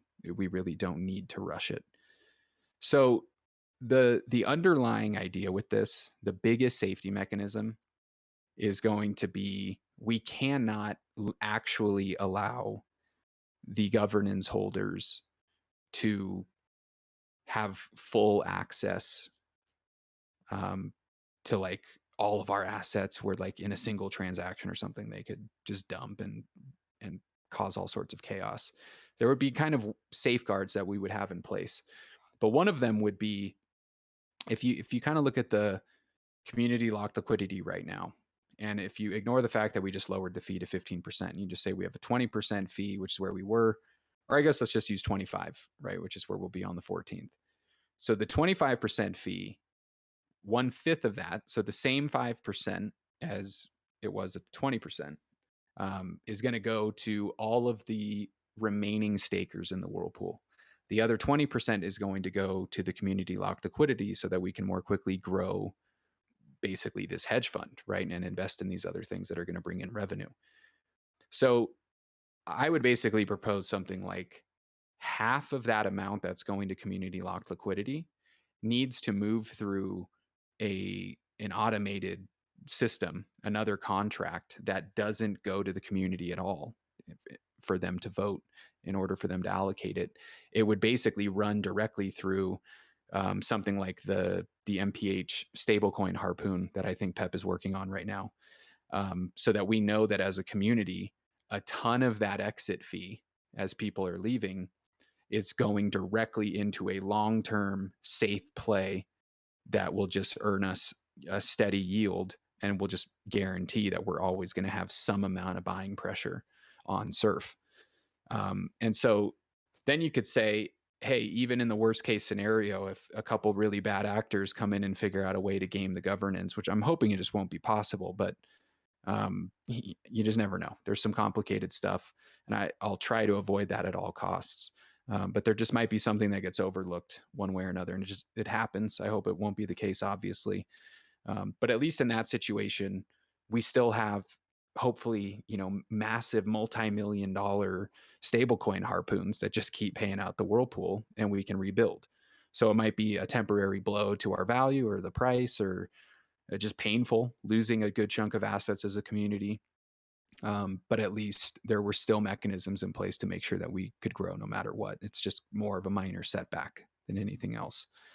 But in addition to that, I'm doing a lot of brainstorming, but if you guys have any specific ideas, or if you've thought about this at all, it's kind of a fun topic. I mean, really think through decentralized governance. Think through something like a country's government being run on top of Ethereum through a DAO. It's really wild, and I think we might be seeing stuff like that in our lifetime. So it's a really fun topic, I think, to work through. And if you have some ideas, definitely share them. In the suggestions channel would be idea, but this might be something that there's just lots of discussion about in general. So yeah, I'm going to jump ahead here to Smash. He asks, what are the marketing plans of the Surf team? Any plans to pay some big YouTubers to promote the platform? So the marketing plans they're all kind of in motion right now, and we have some really awesome individuals behind this. I'll go ahead and give a shout out to Golgotha, he just appeared out of nowhere. He's been a absolute force of nature, organizing so many things, bringing in some incredible ideas. And he's like literally brand new to this community. I mean, it's just another example of how I think the positivity and overall good energy coming from our community is just very attractive to other people like him, and it's huge, right? Like now we have uh, this new talent that is really helping us behind the scenes. We have Tide Rider, who's just, you know, the best at what he does. He's all over 4chan for us. He's all over different Discords and Telegrams, and he's great when it comes to knowing how to sell our project and hype our project and attract the right people. We have Waging Bull, who has been working on this landing page, which is probably going to be one of the most beneficial additions to the ecosystem, just making it really easy for newcomers to get up to speed. I know it's been an area that we've been lacking in the past, and at the end of the day, guys, I'm one man, and I have all sorts of organizational ideas and things that I would love to do, but I need the help from other people to be able to do it, and there isn't some set way right now to be able to like pay salaries and things, and so that's why we're trying to come up with something really cool with the swell, and it's been amazing. Like I would say there have been at least a dozen people that have fully stepped up into roles that it's almost like we have a little company going now, and we're lean and talented, so it's really really exciting. um, and that's all coming together. So that's the marketing stuff going on, and the YouTubers, we've reached out to I think 6 to 8. We're going big, guys. We're reaching out to the big names. We have $300,000 in community locked liquidity. We're willing to tap into tens of thousands of dollars to reach out to the right YouTubers, and we know how impactful that could be. And I don't know if you guys haven't seen what some of these other tokens have had happen to their price after getting a promotion from like Chico Crypto or BitBoy. There's a number of different names. Uh, it's just crazy. You can see like a 5x overnight. So we want to make sure that or at least I do. I want to make sure that we're working with YouTubers that like actually care about the tech. They understand what Surf's trying to be. And ideally they just get it and they want to hold their token. I would say that if like we're working with a promoter that is getting Surf for any reason as part of the deal, I would be super disappointed if they sold anytime shortly after creating that deal with us, because it would just mean that they didn't really get what was going on. And ideally we find people like Yogi, Golden Yogi. He's just like he has the vibe, right? He's a surfer. He's right there with us, and that's kind of who we want around. We want people that actually get what's going on and can help us attract like-minded people. Okay, what was the next question here? Okay, yeah, so that was the YouTubers. So now we're to Brypto. Is it Launchpad or Pipeline? So we're going to call it the Launchpad. The Pipeline is going to come in the future with a surf ecosystem dApp. So, I mean, I like the Pipeline for Launchpad. Like, I'm good with it. I know another one was Springboard. I like that as well. Launchpad, everyone just kind of knows. Like, there's other Launchpads for other tokens. It's obvious what it is. And then we save the Pipeline for something surf specific in the future. But I also like that 40 put together that really cool image of the rocket ship taking off with the Surf logo and everything. So we already have like marketing material that we can put Surf Launchpad, and here's our first project, and go around all our communities and sell people on it pretty easily, I think, because it's pretty cool. Any new voices you've been working on? I mean, there's not new voices I've been working on. There hasn't been in a long time. I'm trying to think if there's any in my catalog that I could tap into. Man, this is like the nerve-wracking part of all this when I get put on the spot with stuff to do with my voice, which I gave a little story about in the first one. So I won't make anyone hear that again. So they have to go back and listen to the first one if they want. But let's see. Who do I got? For a long time. So Breaking Bad is probably my favorite show. For a long time, I think I only talked as Walter White. And I think I got scary good at it. And I'm trying to think what some of those big lines were. Well, I mean, the big one, right? I might need a drink of water before I do this. The big one is just him saying Jesse, just his name, right? Jesse. I don't even know. I can't really hear myself either right now. I have headphones in. But there was just so many like really intense moments in that show, and afterwards, like I couldn't help but just to like talk to my wife as Walter White like all the time. Is probably so annoying. Man, what were some of like just the big kind of classic lines in that show? Say my name, Jesse. Yeah. What else do I have? Well, I like I'm a big Game of Thrones fan, right? It should have beat Breaking Bad as the number one show, but it just kind of couldn't pull it out at the end. But I gotta say, my favorite season is season 4, and you have this awesome character Oberyn Martell, who I believe is the Mandalorian, right? It's the same actor. It's man, what's his name? I think it's Pablo something. I don't know, or Pedro Pascal. So he's such an awesome actor. He plays this great role, Oberyn Martell. And there's always kind of there's this amazing scene, season 4, episode 8. It is the Viper versus the Mountain, and he comes out kind of into this little fighting arena where he's going to fight the Mountain, and he's just like a super skilled, really incredible, fast-paced fighter, and he's going against just this massive brute. And he's really excited about it because this is the dude that I believe like raped and killed his sister and children. So it's a crazy revenge story, and he's going to get his vengeance. We've all been there.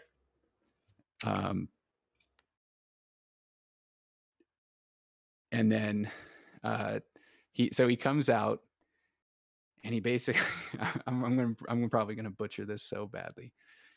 He comes out, and he's basically starting to fight with the Mountain, and he's like, "Do you know who I am? I am the brother of Elia Martell. Do you know why I came to this stinking shit pile of a city? For you." And then he basically goes on to just school the Mountain.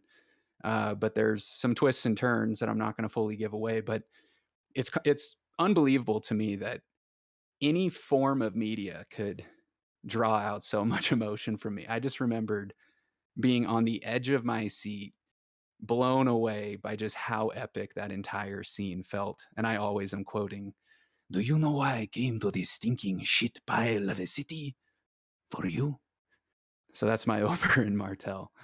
And then another character that I'm decent at in Game of Thrones is Tormund Giantsbane. So I think he had some like Orbit commercials. He's the dude with the awesome, really long red hair, and he's like all that is man, And so he's kind of got this like, "It's Jon Snow, the little crow.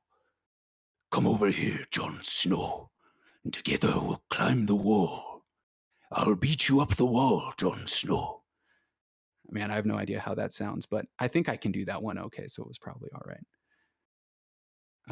So yeah, there you go. There's 3 voices that I've at one point or another done a lot of and probably bugged the crap out of people in the process. And then you said, this is all from Brypto still. I was looking at other market caps tokens that offer loans and it's spicy, but they don't offer the Whirlpool, obviously. Will we be able to farm surf while taking loans out simultaneously? If so, I only need one kidney, one testy will do to make it. So yeah, basically the way that like the loan structure would work is you would be able to, and that's actually kind of funny. I didn't really go into detail about where my brainstorm was. Sorry about that. You will be able to, for example, lock up $2,000 worth of LP tokens that you have staked in the Whirlpool and get like $1,000 worth of a stable coin, like the sand dollar, if that's what we want to call it. From there, you can create synthetic assets. You can, compound your Whirlpool holdings. You can go buy more Surf and go do whatever you want because it'll be a stable coin that will have value, and we'll ensure that through kind of the supporting mechanisms. So the idea would be you are going to give up some or all of the Surf that those LP tokens that you're using as collateral would have been earning from the Whirlpool. And that will get distributed to everybody else that is staked in the Whirlpool. So I think it can just be an incredibly bullish system. You still might be able to farm some Surf, but that's where kind of a variable interest rate is going to come from. We'll figure out how much of your Surf needs to get rewarded to the other Whirlpool stakers in order to stay competitive with that. Okay, CryptoMind says, considering the extremely high ETH gas fees in the current bull market, are you planning to have a bridge connecting ETH and BSC or other chains so we as small investors can take advantage of the lower fees on non-ETH chains? I'm not going to say we're planning on it right now, but we're thinking through it and weighing all of our options. But to say we're planning on it would mean that we've decided and we haven't. So it's all being considered. I'm very open-minded to this stuff. We have a lot of other people that are paying attention as well, and I'm getting all sorts of feedback. So if you have any like recommendations or specific feedback, CryptoMind, feel free to drop that in the suggestions channel. Okay, got a wall of text here from Golgotha. He says, Smash, in answer to your question from the marketing team, we are currently split on 3 projects. 1, Waging Bull and his team are finishing up the landing page 2.0 for the towel drop. It should have all the information for new people to research and make the informed decision to join us. 2, Tide Rider and his team, who I suspect half of are just alt accounts of Tide that due to some sort of a magical chameleon are working on grassroots stuff like fun and interesting conversations on 4chan. 3, me and Tide Rider are also contacting various YouTubers suggested by the community in regards to marketing options, be it videos, sponsorships, or whatnot. I am also working on an idea submission template that people can fill out for ideas on building the community or marketing opportunities. The last thing I am doing is another round of research into various ad buys like Etherscan and Dex tools. Also, there are projects such as the Reddit page that the marketing team are helping build as well. Thanks, Sam and Asuka, for setting that up for us, and heads up to Switch for the art, man. That stuff you made was dope. But yeah, I'm sure Proof has other stuff he's cooking up, but that is mainly what the marketing team is working on. Okay, so there you go, guys. That's Golgotha. This angelic specimen just appeared out of nowhere for us like last week, and is already dropping bombs like that, which is unbelievable. So there you go. Awesome update, man. CAG, both. Golgotha asks, okay, my question is, why is there no talk of those golden towels, or is that going to be a future thing? It's going to be a future thing. It's going to be one of the ways that, we're going to kind of make the towel supply potentially deflationary, or we'll see. There will obviously be a tug of war since you can just mint new towels by locking up 0.1 Ethereum. And that's going to be 500 days now, guys. I updated the announcement I don't know, just thinking through it more. I like the sound of like a year and a half better. But in general, I like having round numbers and easy math. So it will be a zero 0.1 Ethereum fee to unstake your towel on day 0 that you get it or you mint it and it's staked. And then each day that passes, it will be a 0.0002 Ethereum drop ETH drop until 500 days later when there will be no fee at all and you can just unstake for free. It's going to create a really, really cool arbitrage situation with towels, and I'm very excited to see how it all shakes out. I have no idea how the market's going to respond to this, but there's a chance that it's outrageously bullish. Zug Zug says, when is the summit? No decision on that right now. Let's get a massive market cap first, and it'll be a lot easier to plan that stuff. 40 till 5 asks, why is Soldev not active here? I honestly, I think he's one of the most, or he's one of the busiest individuals ever. He has a full-time dev job, and he's doing all sorts of stuff for Surf and other projects and things that he has. There's just a lot going on, and he loves to build. So, I think it would be a lot of fun to be able to maybe do an interview with him or something on here. I have no idea if he'd be up for that. I haven't even talked to him. I don't know what his voice sounds like. I don't want to pressure him in anything like that, but I'll see if he's interested because I think that'd be really cool. I would love to just learn everything about the guy and find out his background and stuff. He seems awesome. Bugbear says, what made you pick the name Surf? So it was kind of a joke.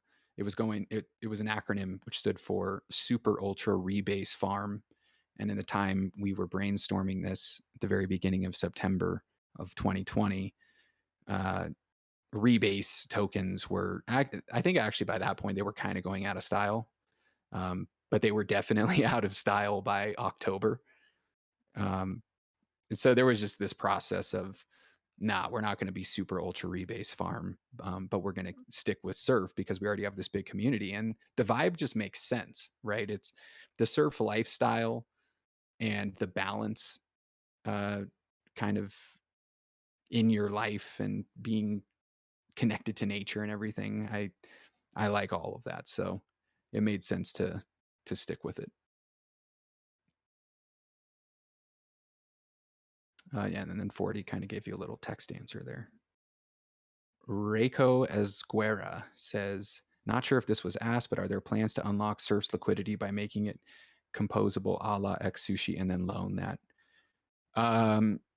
So yeah, I wouldn't use the word plans, but it's all being brainstormed right now. Yes, because it's one of the biggest things we have going for us. There's just not really other tokens that are our market cap that have the comfiness that we have with our liquidity. I mean, we ate $300,000+ worth of cells the other day when we were pumping, and it's just not that big of a deal. And so the liquidity is awesome.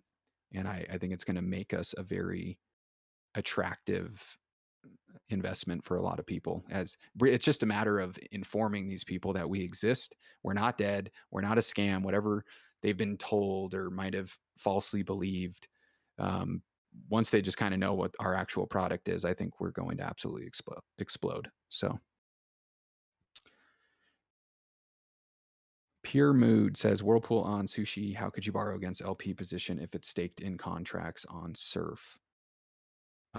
So basically what you would be doing is moving, it would be an upgraded Whirlpool that can do more things with those LP tokens that are locked in it. So it would basically move those tokens to like a collateral pool within the contract that isn't earning all of the Surf, or it's redistributing some of the Surf that it's earning to all the other holders as the interest that they're making.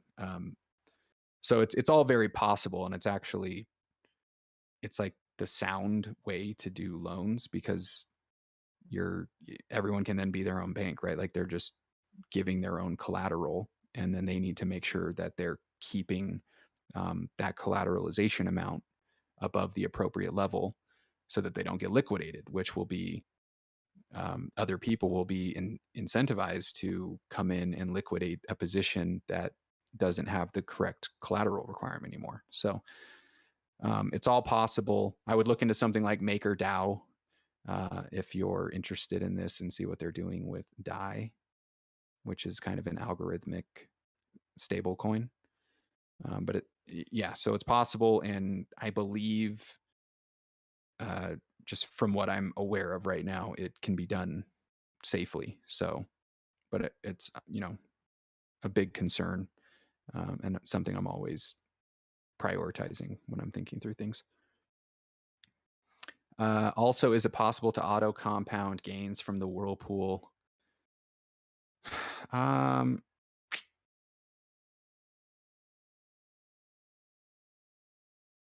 I don't know. Maybe. I got to think about it. I'm not sure if it can with kind of the way that things are structured. I'm trying to think how that would work with the scaling math. Possibly. Yeah, I guess there would be some kind of like checkbox or something, right? That you could just say that any surf coming in. What you guys got to realize when you're on a system like Ethereum, like state is only getting updated as often as there is a transaction that's rolling through that affects the contract in some way. So there's not like some automated way on Ethereum itself. You would need to use something off chain that is calling a function. So it's like monitoring the state of the chain, and it says, okay, hey, this guy just got this amount, or all of these people that opted into the auto compounding have earned this amount in the last hour.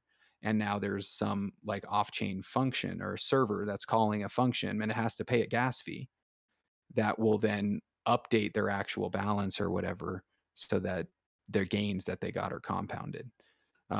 We actually kind of have a system for this stuff with Atlantis Core where we can kind of gamify that. So maybe that's something we can figure out. I haven't really given it a ton of thought though. There's just certain limitations with Ethereum.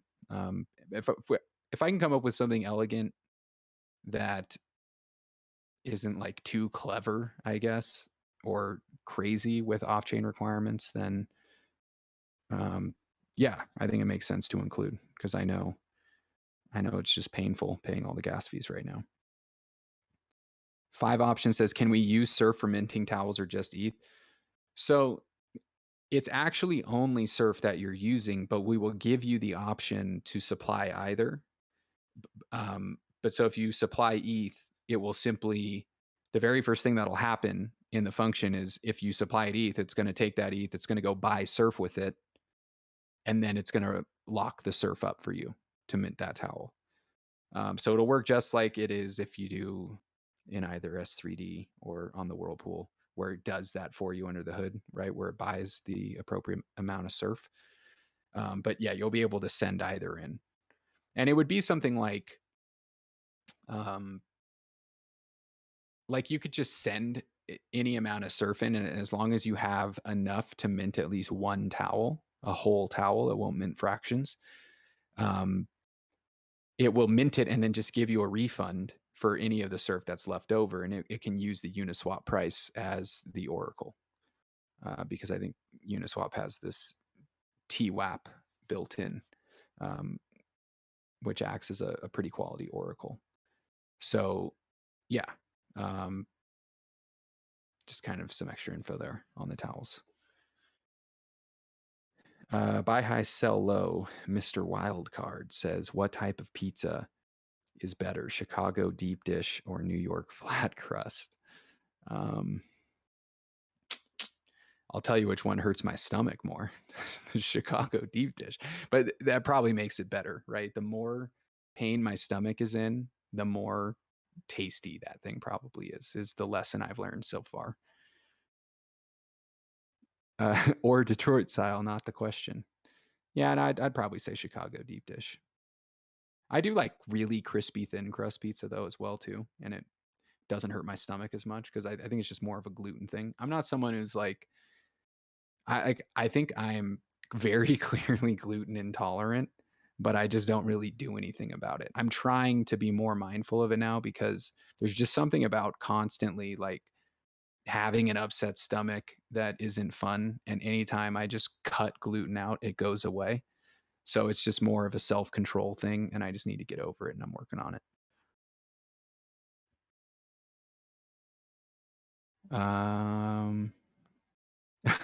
A bros, this channel's for AMA questions. Yeah, I'm looking for AMA questions. Golgotha says, how is your dinner? The pic looked nice. For anyone that missed it, it was Purdue chicken strips that I air fried, and seasoned French fries that I air fried in some ranch, and it was a fantastic meal, and it's a meal that I'm having like every other day at this point. Bugbear asks, any general thoughts on Bet Galaxy? Yeah, I mean, my general thoughts are it's going to be awesome. It's going to be really exciting. It's I'm actually stoked about the delay that there kind of was, because I think they're going to launch like at the perfect time for us when it comes to momentum. It'll just be like another thing that we're getting rewards from. We're going to be able to go hype in other channels and communities. So I'm just very bullish about them, and I love the team. I'm friends with the dudes at the top there, and they're a great team. And it's exactly what I'm looking for with Surf. Just trying to create lasting partnerships, whereas all of us are continuing to build our own projects out. We're just kind of banding together as we go and finding mutually beneficial arrangements. Also, are there talks with Squirrel.finance for insurance, seeing that one of our multi-sigs is their lead dev? Yeah, so that's Mr. Blobby, and he's a friend. He's awesome. I'm just I'm a huge fan of Blobby projects. I I had a lot of fun with Tron Goo and World War Goo. I think I was the biggest World War Goo player. I had like 200 Ethereum in that game. And I actually think I made like 5 Ethereum, but I will tell you, it was like a full-time job. And I just didn't have the chance to like sit down and write all the scripts and stuff I wanted the way that other guys in the community did. So that was a great example of me like working hard, not smart. But yeah, he's awesome, and probably one of the most trusted devs in the space. He's just someone who has been in situations where he has to pay people back, and or there's some like issue, and he's trying to reimburse people and make them whole, and he has done it every single time. So I've never met him in real life or anything, but definitely one of the few people that I deeply trust when it comes to crypto stuff.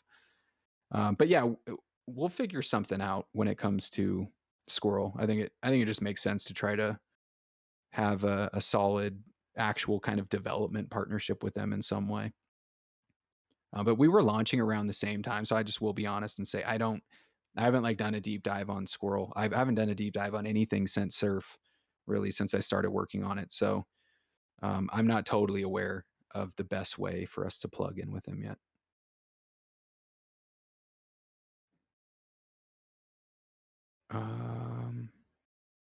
Nitroslav, when Surf TED Talk by Proof? I don't know. I'd be open to it. I think there's a lot of people that would be blown away with the existence of something like Surf Finance in our community, and just how effective we've been together. It could be a very interesting story to tell or book to write or something. And then Zug says Surf owned timeshare. I like that. That'd be cool. We could have like a Surf hotel or something, and you got to pay with Surf. Just constant buy pressure, right? Surf DAO. Yeah, I mean that'll basically be what the boardwalk is, and kind of our Surf Gov tokens. They'll control the ecosystem.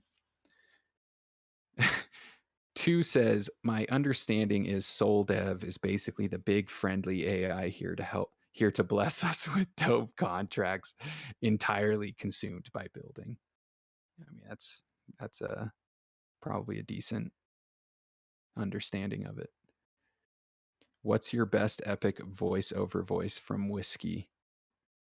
I mean, I don't know. I mean, I've always just tried to like copy people and try to figure out if you can get your throat and tongue to do the same thing as theirs. All right, I think last time I kind of showed you a little bit of there's a good Pablo Francisco movie announcer stand up little skit thing that he has. It's like, in the city, you must fight to survive. He sold tortillas on a corner, and the mob wanted in. Which I don't know how that sounded because I have these headphones and it's kind of blocking it out. But there were times when I was younger, I would like listen to him and then I would do it or like record it and then play it back and be like, I do a better Pablo Francisco than Pablo Francisco. Like I was getting really, really excited about it. And then you have, I mean, the Duke Nukem stuff is like epic. Oh, you know what I did for a while? I tried to figure out was like the Optimus Prime. And there's just something about what you have to do with your throat. You have to like make this growl with it that it's just weird. I'm trying to think of what the line is. Obviously there's like Autobots roll out. I almost have to like do stuff to my shoulders. I have to like open my chest up in a certain way because there's just like a level of man that you're reaching down into to find in order to do something like Autobots roll out. Like literally my shoulders are like back right now. My chest is just open. There's just like a lot of air you got to move through.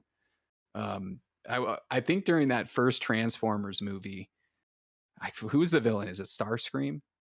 Um, there's like some scene with Optimus Prime and I think Starscream, and he's like Prime, and like they're just yelling at each other. They just have these ridiculous voices, and that was another one where I probably just annoyed the crap out of the people in my life. I'm just walking around, Autobots roll out, like just freaking people out all the time. Can you do a Chewbacca? You know, I can't. It's not even something I've really practiced. I couldn't even begin to think about. I don't even know. I couldn't even begin to think what needs to happen. I'll practice and try to bring some to you next time. um, and then of course, you know, it's time to kick ass and chew bubble gum, and I'm all out of gum. What's the other Duke Nukem line? I mean, there's so many. Obviously, I've got balls of steel. And that's like a fun one too, because you act like you're playing the soundboard, right? Steel, steel, steel, steel, steel, steel. I've got balls, balls, balls, balls, balls, balls, balls of steel.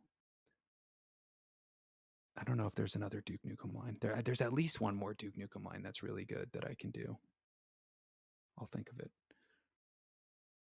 Pure Mood asks, rebase tokens seem to be in fashion again. Surf algo stable. Yeah, I think it's likely. I think it's likely. It's a matter of prioritization and figuring out our order of operations. But hopefully that comes sooner than later because I think that'll be a really cool thing for a lot of people. Bugbear posted an article and asks if Surf gets big enough, thoughts on establishing an independent zone in Nevada. I mean, where are the waves, bro? You know, we need waves. So maybe if they create some massive indoor wave pool or something, but we gotta have waves, man.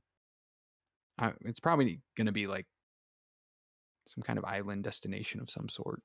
There's got to be a beach wherever we're gonna set up any sort of cool headquarters or something like that. All right, guys, I made it through all these questions here. We're about 2 hours in here. Maybe I'll pop over to general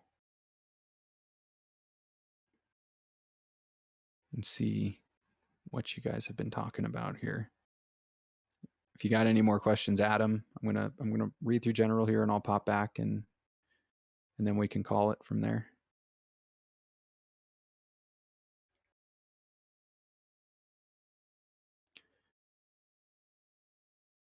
And thank you guys for listening in. I hope you have a better idea of what's on the horizon. I know I didn't give you specifics about this Soul Dev project, but it's going to come very soon. I just need to make sure I have his complete blessing on all the information and everything that I'm getting out to you. But we're talking about a done project, and it's gorgeous. So if we can effectively promote it as a community, it can really showcase how insane the whirlpool and our ecosystem is going to be moving forward, because it's just the very first of these projects.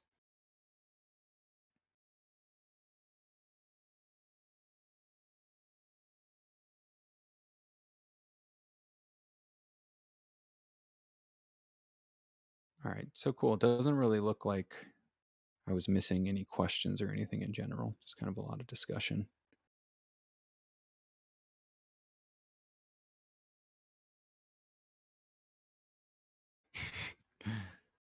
$40 with the Walter White gifts. Nice.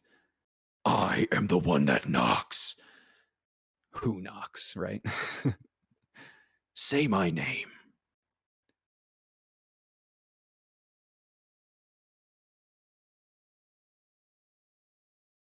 Better Call Saul is a great show. I'm a couple seasons behind, though.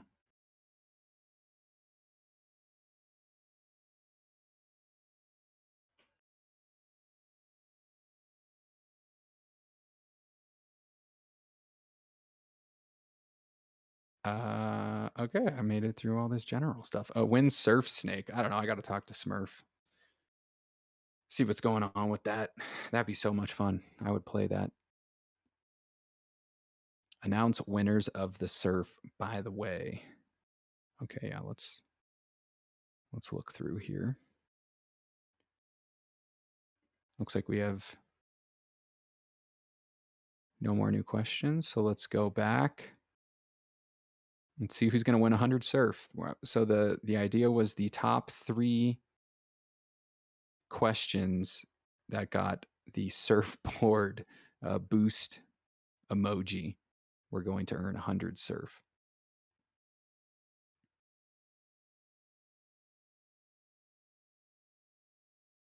Looks like one of them will be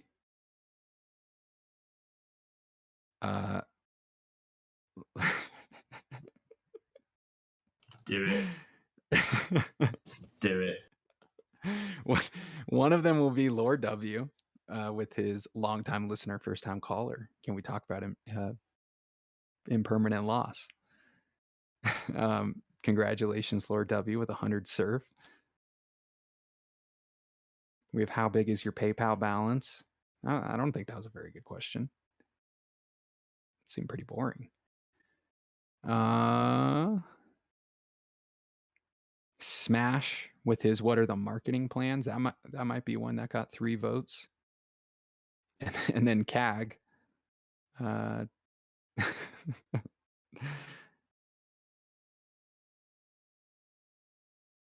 right, so yeah, we'll give some to CAG. We'll give some to Lord W, and we'll give some to Forehead Fish. Yo. For their questions. And I mean, while I'm here, guys, if anyone has anything else, otherwise, I think we'll wrap it up with this right around 2 hours.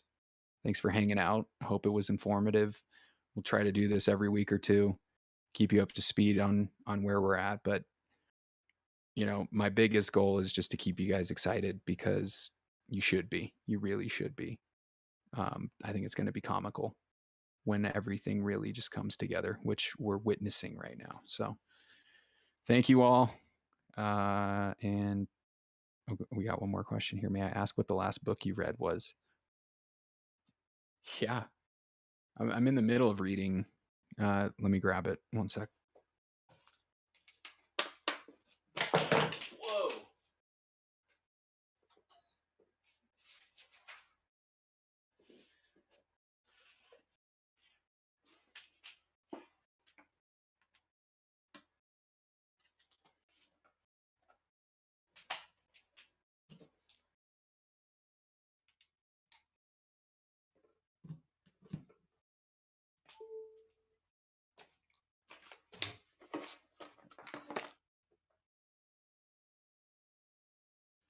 Okay, I'm back. So I'm in the middle of reading something called The Greatest Miracle in the World by Og Mandino, which is pretty short. It came out, I want to say it was in the 70s. But yeah, he's kind of got a lot of interesting stuff. And then what else have I read? I mean, the last like big series or anything I was into was A Song of Ice and Fire. I'm trying to think of where I was. I think I'm not even very far. I think I'm in A Storm of Swords with Jamie and Brienne making their way downtown, walking fast, faces past, whatever those lyrics are.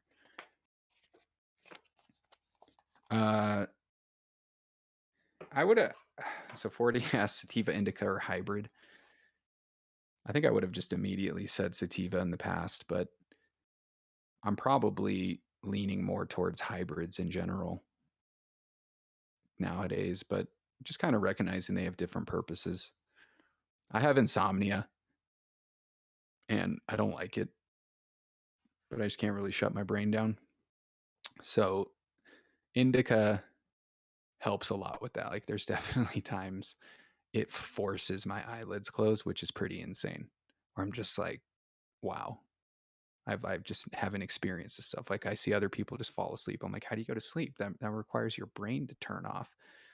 But yeah, it just depends. I like sativas for creative stuff. Like some of my most creative ideas and stuff for surf came from a decent sativa high. So it's just kind of cool how it can expand your mind with things. Two says the nighty night stuff.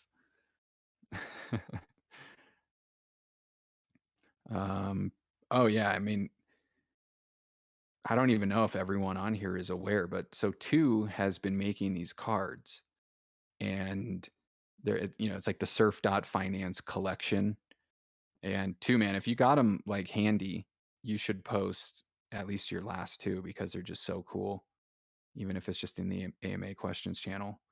Um, so it's just this awesome thing, which we'll be doing a meme competition kind of over the next week or two. And the winners, I think we'll make 2 or 3 winners, and they're going to be getting one of these cards from Two, which I commission, and they're just getting incredible. So he's posting them there in the AMA questions channels. You should really look at these. So guys, these are community members, right? He just posted the Gauze Unlimited, the dude. It's because he's an awesome dude and he's been around and he supported the project from the beginning and he's won a competition, and that's what we're trying to create here. So if you think that this is cool and you want one of these cards, just stick around, win a contest, contribute your ideas, care about what's going on here, and you're going to get one of these works of art, which are just awesome. And so what's also really cool, just so you guys are aware, I've commissioned a Mark Cuban card from Two that we will be sending to Mark Cuban's Ethereum wallet and hopefully surf pill him. Wow, look at that Randall one. That is so cool. Almsgiver. Nice. So there you go. I mean, these are just awesome pieces. This guy is putting so much effort into these. I can't thank him enough. I think that it really makes the people that get them feel awesome, and that's the entire point of it. It's just a way that as a community we want to say thank you. So yeah, try to get one of these. Like who knows, how long he's going to want to do this. So if you get one of these, it's going to be a significant moment in your life in the long run. We'll call it like a top 5 moment in your life. I don't know. I might just send it from the deployer wallet. Might be the easiest. So we can just quickly get into it. 40 says, I have no shame in admitting I cried when I got my card. That's awesome. Yeah, I mean, look, it's just so good. Or wherever it went. Looks like it got deleted. But it's in his kind of collection overview. I mean, look at that. I would just love to be like, man, I made all these. That is so cool, man. Seriously awesome. Oh, there you go. Yeah, the Ascendant. So cool, that animation. All right, y'all. This was a fun one. Thanks for tuning in. I hope you guys are excited. If you got ideas and stuff, definitely share them. And if you can help out in any way and you want to, check out what's going on in the marketing channel. Submit your ideas. Give us feedback. Help how you can. It's all of us together that are going to be making this work, and it's going to be a really, really fun time. This is going to be a fun month. All right. Thanks for tuning in. We will sync up again in a week or two. Adios. Thanks, bro. Yeah. See you guys.